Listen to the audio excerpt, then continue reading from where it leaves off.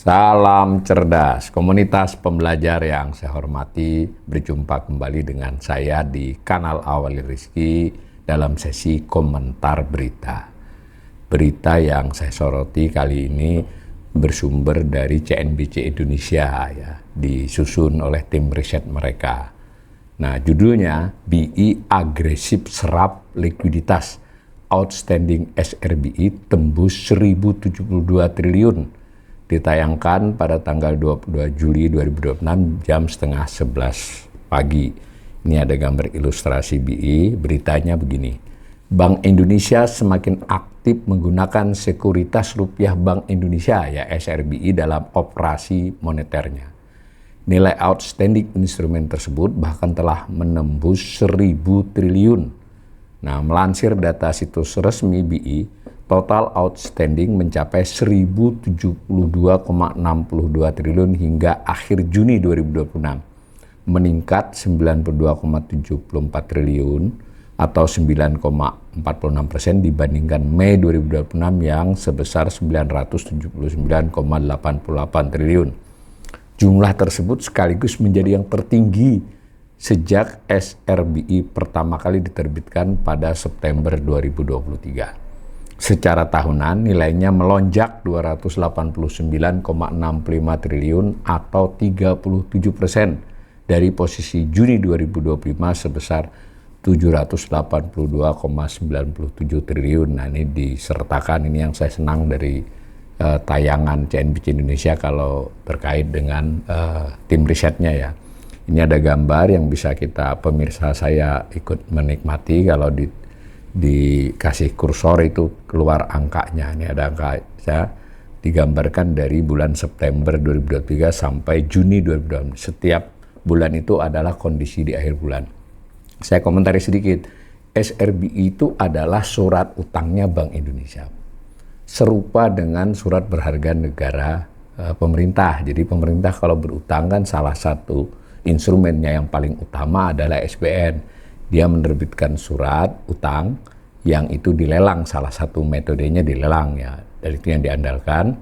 Maka itu namanya pasar perdana, dibeli. Nah, nanti si pemilik yang di pasar perdana, peserta pasar perdana itu adalah lembaga keuangan tertentu, ya, yang sudah ada daftarnya. Biasanya setiap lelang sekitar 22 peserta. Nah, nanti di pasar sekunder pihak lain bisa membeli dari pemilik itu dan seterusnya. Di pasar sekunder bisa tiap hari bisa dijual belikan yang SBN itu, ya. Nah, sekuritas rupiah Bank Indonesia ini serupa. Jadi Bank Indonesia juga melelang SRBI-nya. Pihak yang boleh memiliki bahkan cenderung sedikit lebih terbatas dari SBN. Nah, tapi ada pasar sekundernya juga. Di pasar sekunder diperjualbelikan. Tetapi di pasar sekunder pun setahu saya tidak boleh individu, ya. Kalau di SBN masih bisa.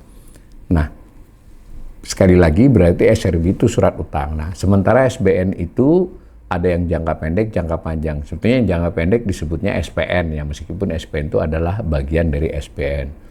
Jadi ada yang 3 bulan, 6 bulan, 9 bulan, setahun, ya, biasanya begitu.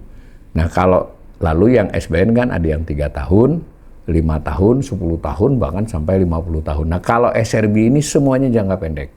3, 6, 9, 12. Tidak selalu ada 4 seri itu, ya. Yang selalu ada yang 12 bulan, ya. 9 bulan juga sering. 6 bulan kadang, 3 bulan kadang.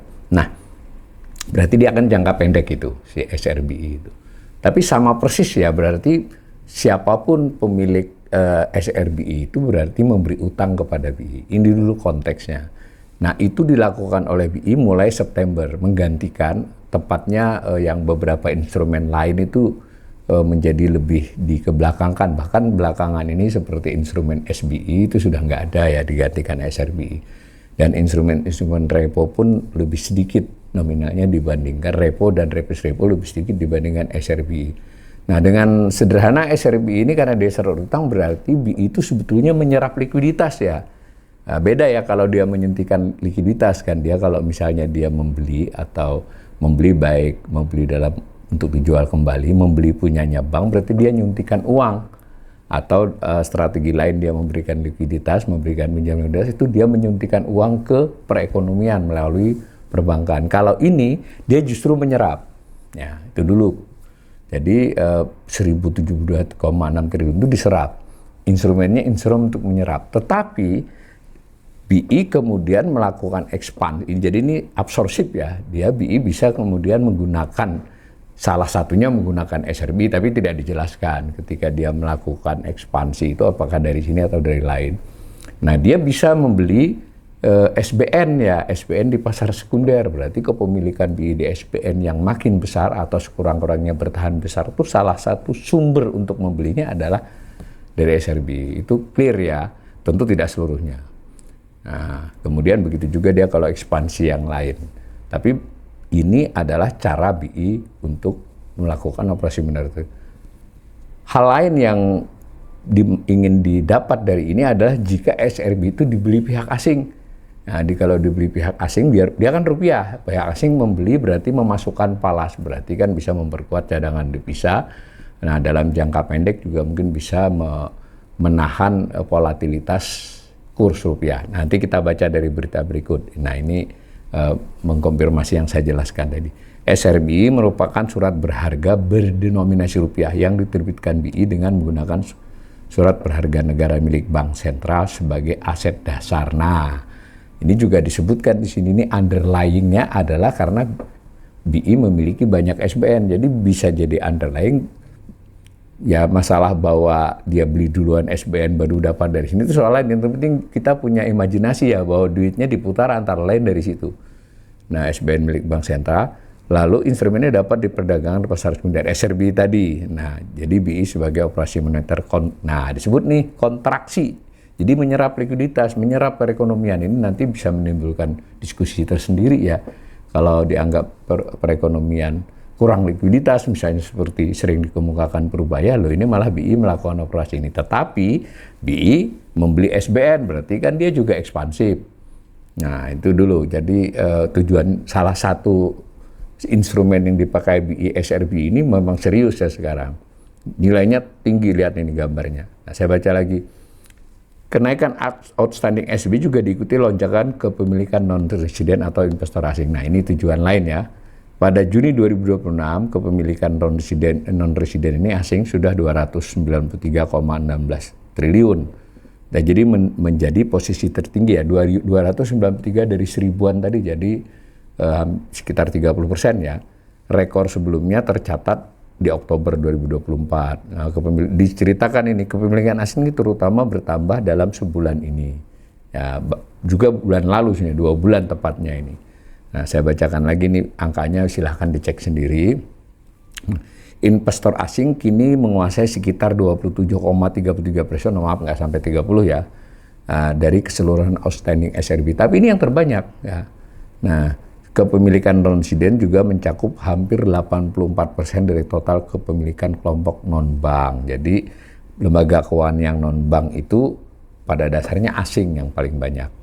Sementara itu perbankan, nah tadi seperti saya katakan SRBI ini ternyata tetap diserap oleh perbankan dalam negeri kan, pegangnya 615,71%. Jadi SRBI tetap diserap perbankan, ini menarik ya.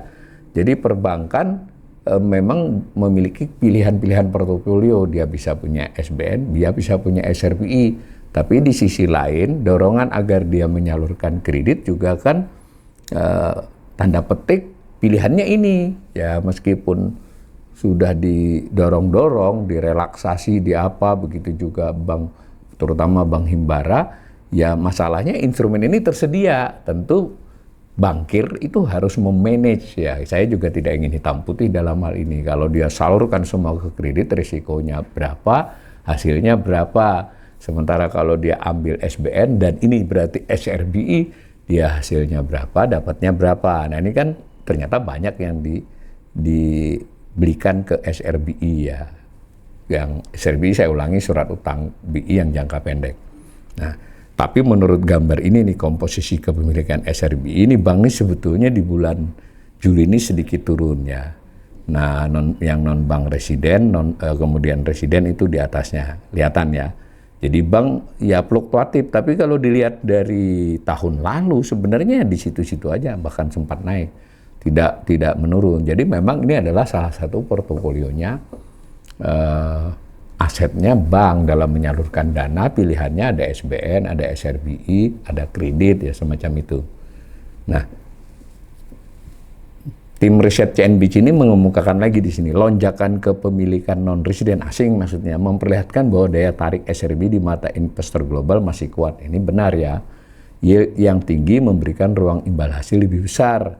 Nah ini dikatakan juga itu salah satu penyebab, bahkan penyebab utamanya adalah karena yield itu bunga bersih ya tinggi, lebih besar. Nah sedangkan kebijakan stabilisasi BI ini membantu meredam risiko dari pergerakan rupiah. Ini sebenarnya nggak tepat dijadikan satu kalimat ya. Ya tetapi tadi seperti saya katakan di depan, ini tim risetnya juga sangat paham bahwa itu ekspansi melalui SRB itu juga untuk meredam volatilitas rupiah ya, karena tadi dana asing bisa masuk kan. Nah di sini disebutkan nilai-nilai, saya lewati saja.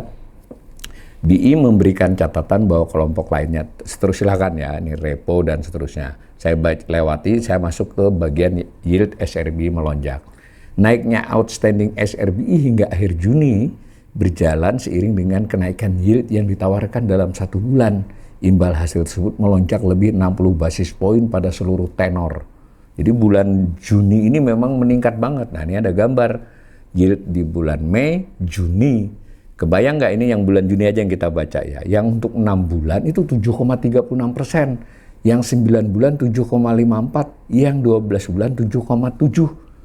Nah sebagai perbandingan yang SBN 10 tahun itu di kisaran 7,3% terakhir ini ya. Tetapi si SPN itu SBN yang 1 tahun itu di kisaran 7,1.